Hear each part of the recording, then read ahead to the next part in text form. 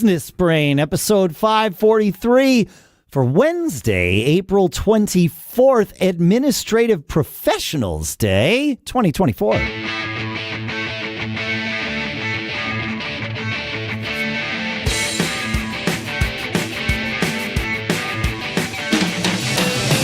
Greetings, folks, and welcome to Business Brain, the show where we take a few ideas, we dissect them, we analyze them, we learn from them so that we can each tune our brains, our business brains, together so that we can lead those charmed lives. Here in Durham, New Hampshire, I'm Dave Hamilton. And I'm Shannon Jean. My background is different because I'm not at my office at my house this week. I'm up at our new vacation rental Riversong that we're getting ready to have our first guests this weekend. Oh, exciting. So, yeah, that's it. I'm excited. Got a bunch of stuff to You're do excited before too. that happens. I would agree with that. Yeah, some people think so. But yeah, and so I'm connected via the Starlink, so we'll see how this goes. Sometimes we get a little glitch, a little interruption here, even though I have 93% coverage, meaning I only have 7% obstructions on this thing. It says you typically get a interruption every 5 to 7 minutes with that. So it's kind of, I don't know. I can't get any better. I've moved this thing all over, but there's so many trees on the property. It's kind of the window. We work with what we have. Yeah, you work with what you have. You sound good today, so we'll see where it goes. Yeah, that's great. I'm a little dark because I don't have good lighting in here, but I'm going to fix that the next time I come up. 92% with our huge increase on the live stream. I would say we're from 99% to maybe 97% of our audience is still audio. Yes, that's true. So it doesn't matter what I look like. That's better. And for those of you who listen on audio, like that remains our focus. We've added the streams to it mainly just because we could, but the audio thing is still the primary vehicle for this show. So, and we tell you this because we love you. That's it. And unlike, I want to share, before we get into our main topic today, I want to share an experience that I recently had that I really, I was telling my wife who went through this with me, there's some companies out there that just hate their customers. And it's weird, isn't it? It is weird. And I don't understand why you're in business if you hate your customers. So we had to buy some furniture for this new vacation property that we have. Oh, yeah, right. Sure. Okay. Yeah. So we found, my wife's looking around. This is her business. She runs everything, and I work for her here. So she finds a place. Okay, great. Some warehouse discount place. Maybe not even a discount, just some warehouse place. And we drive out. It's kind of hard to find. It's kind of not in a great area. But we get there, and we order this furniture. And the guy says, "Yeah, it'll be here. I'll have it by Friday." Okay, great. We ordered it like on a Monday. I said, "Great. Okay, cool." And he goes, "Probably Friday." I said, "Well, we don't have to have it until the following Wednesday, so we got a little wiggle room." Yeah. So Friday rolls around. Of course, we don't hear anything. Monday, I call and I say, "Hey guys, I want to check on the shipment." He goes, "You need to send me a photo of your receipt." What? I said, "Yeah, I go, a photo. Can I give you the order number?" He says, "No, I have to have a photo." I said, "Well, number one, I couldn't even find their phone number. I called the phone number on the credit card slip, and somebody just answered, 'Hello,' this kind of thing." So I said, "Hey, I'm calling about this thing." He goes, "Okay, take a photo of your invoice and send it to me." And I said, "Well, I don't have it with me. Can you look it up by my last name?" Nope. Like, I'm pretty frustrated because I'm kind of passionate about customer service, right? We talk about it on the show a lot. It makes a big difference in your success. So I walk down to my truck where I had the receipt. I take a photo. I send it to him, text to him. And of course, I don't hear anything back. So the next day, I call the other number. And guess what the first thing they tell me is? You got to send us we need a picture of your receipt. This is a different guy. So I, okay, man, I really want to get this by tomorrow because I'm leaving and I'm going to bring it up there. This was a few weeks ago. Take another picture, send it to them.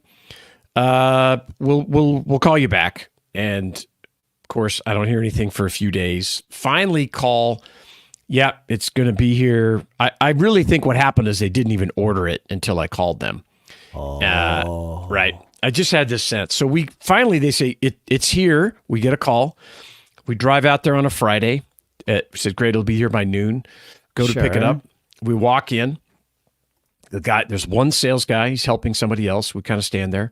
He walks back out. Is this like out in the middle of nowhere somewhere? Kind of. Okay. Yeah. All right. It's kind of in this warehousey district kind of thing. Got it. And we get there, and he says, "Oh, are you here to pick up?" Yep. He said, and the guy goes, "Damn it!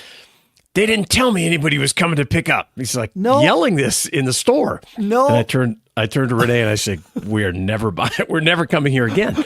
And so he's picks the phone up, yelling at people.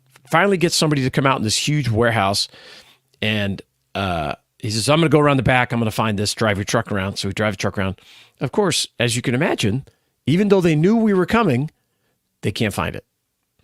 So I'm waiting. I'm looking around, and my wife, who is very active and she can figure things out. Yes, she finds it. Because she's looking around. She knows what she's like, "Guys, I think that's it right there." And they're, no. And I don't, okay, great. They keep looking around. Sure enough, after about 20 minutes, they come back to where she found it. It says, "Oh yeah, here it is." So they cut it open, load it up. We go through this whole thing. I'm just steaming by now, right? And I'm standing by my truck, trying not to get involved really too much. And the last thing he says, "Hey, make sure you leave us a good review." And I just what? Yeah. And I said, these people hate their customers. So, customer service along the whole process is just crucially, important. And, we talked about the two tokens form of customer service, right? Where there is only two tokens. It's either a huge problem or it's no big deal. Yeah. And these guys obviously chose this is no big deal. Right. It's not important for us to get this to you. So, of course, we chose the other token. It's a huge deal. Yeah. It's terrible. Right. I'm going to talk about it and share it with 5,000 people on my podcast. I'm not going to say the company name because, small business guys. But, and I did not go leave them a bad review because I hate that too. But it reminds me of this topic today that I've had on my list. And we're talking about. It's like I'm going to follow up with them and go. Let me share this experience with you, fellas, and show you where it failed. The second after you got my money, it just stopped. The whole caring about what our experience was. Yeah. So well, send them this episode. Right? That's what I'm going to do. I'm going to clip out this thing and say, "Hey, you should go listen to this. I didn't mention your company name, but there's some real tips in here about." The way not to handle things. I send people a link to our Two Tokens episode, not routinely, but it is what I choose to do in lieu of the bad review, all of those things. It's like if I were the owner of that company, I would want to hear that from my customer. I mean, I wouldn't want to hear it from my customer. But if I had created a scenario where that was one of the options of a deserved response, that's the one I would choose. Is like, tell me I screwed up. Let me know. Because I'm not sure they care. I don't disagree with you, but but I'm going to point it out and do my help a fellow entrepreneur or small business out. So. It's all you can do. It's all you can do. And their response will inform you as to whether or not you will ever shop there again. Yeah, that's true. Yeah. It would be interesting to see if they came back with something positive. Yeah, they might. Yeah. I mean, maybe. You would, I would. Yes. And so I give other people the option to respond as I would like them to. Yeah, there you go. Yes, here's your opportunity. Yeah, I like it. I like that. It's a good way to do it, and it's I think a positive spin. Yeah. Yep. And if I was not a fellow business owner, a fellow entrepreneur, I would have just blasted them in a consumer review. Correct. And have told everybody do not go here. It's a total nightmare. And but I won't do that. So no, you won't. But depending on how they respond and whether or not you choose to shop there again, if you choose not, I mean, you will tell people about them, especially as it comes up, 2 years from now. Hey, where'd you guys get your furniture? It's either going to be, go to, so-and-so, or, well, I kind of have a story. You got time for a beer? That's right. Yeah. But anyway, that's it's customer service, nightmare. It's just I don't get them that often, but once in a while. Terrible. Terrible. But you have a more serious topic that you want to talk about today. I do. I had a weird day yesterday in along these lines. I was thinking about it was reminded early in the day of a former boss of mine who I really loved and looked up to, and actually think about him often. And I haven't had too many bosses.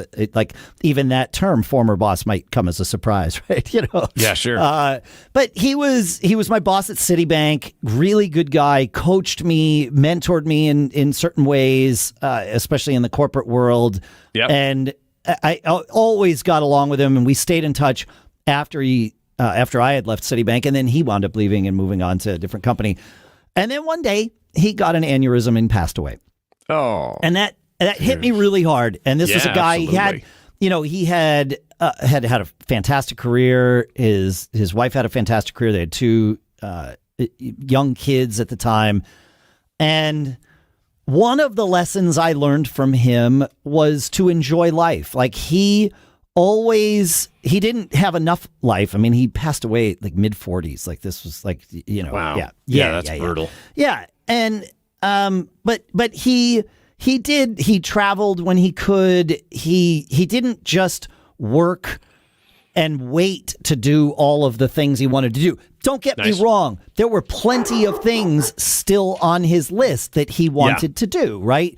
But he fit some of those in. They traveled with the kids. They spent a lot of time with their kids. They, all of those things. And that made a big impact on me. But when he passed away, it hit me really hard. But the lesson I got from that was like, all right, well, don't wait, because you don't know. Like, you plan to live a good long time, right? And there's a lot of good reasons to do that. Yes. However, the flip side of that is you don't know what a good long time you have, right? I lost just a great business partner. Guy was a mentor to me. He passed, he had a heart attack at 50. And when his wife called me, I said, "Oh, how's he doing? When is he going to get out of the hospital?" Thinking that, okay, I'll come out and see him. He'll recover. But her response was, "Oh, he's not coming out of the hospital." And so you're so right. We all work so hard all the time. We're trying to build things as entrepreneurs, businesses, everything else, but you have to enjoy it along the way, right? The journey it's huge. And then last night I heard about another friend a musician, and also very successful in business and all these things, and recently retired. His whole thing, he had worked really hard, built his perfect recording studio in his house that this is where he was and is planning to spend his retirement. And I heard that, I don't know, sometime in the last couple of months, he developed some extremely rare hearing issue that it basically makes that, at least currently, impossible. And the prognosis, the outlook is questionable as to whether he can recover, from this. So he's still alive, obviously, but worked for decades to be able to do this thing. And he enjoyed the ride too. Don't get me wrong. But it's one of those things. It's like, man, if he had, pulled the ripcord on his career, 5 years sooner, 10 years sooner, he had plenty. And he was not the one that kept pushing his career alone. It was like the people that worked with him and all of that sort of pushed him and kept him there. And, he's just like, I just want to do this. And finally, he got out and then this. Well, that's interesting. Man, it sucks. It sucks. Yeah. And so that's what's been swimming in my head. I just as I was going to sleep last night, I'm like, man, it's not fair when something like that happens. But as we all know, life isn't fair.